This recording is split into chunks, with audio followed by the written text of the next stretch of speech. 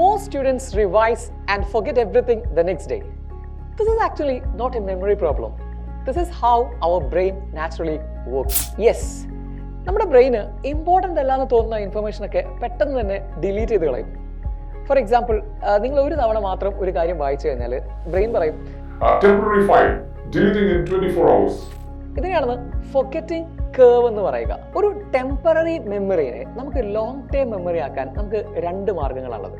ഒന്ന് സ്പേസ്ഡ് റിപ്പീറ്റേഷനും അതുപോലെ തന്നെ ആക്റ്റീവ് റിട്രീവലുമാണ്. These are the only two scientifically proven methods. എന്താണ് സ്പേസ്ഡ് റിപ്പീറ്റേഷൻ എന്ന് പറഞ്ഞാൽ? നമ്മുടെ ബ്രെയിനിൽ ഒരു കാര്യം ഗ്യാപ്പ് ഇട്ടുകൊണ്ട് നമ്മൾ റിവൈസ് ചെയ്യുന്ന സമയത്ത് അത് നമ്മുടെ ന്യൂറൽ പാത്വേനെ സ്ട്രെങ്തൻ ചെയ്യും, നമ്മുടെ ബ്രെയിൻ സ്ട്രെങ്തൻ ചെയ്യും. നമ്മുടെ ഒരു ടൈം ടേബിൾ ഇങ്ങനെ ആയിരിക്കണം.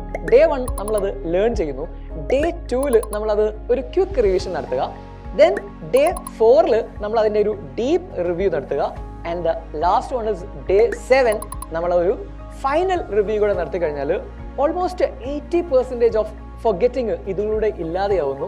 നമ്മുടെ ടെമ്പററി മെമ്മറിയിൽ നിന്നും കാര്യങ്ങളൊക്കെ പെർമനന്റ് മെമ്മറിയിലേക്ക് മാറിക്കഴിഞ്ഞിട്ടും ഉണ്ടാവും. ഇനി രണ്ടാമത്തത് എന്താണ് ആക്റ്റീവ് റിട്രീവൽ എന്ന് പറഞ്ഞാൽ? നമ്മളൊരു കാര്യവും ഇങ്ങനെ ജസ്റ്റ് വായിച്ച് പോകരുത്.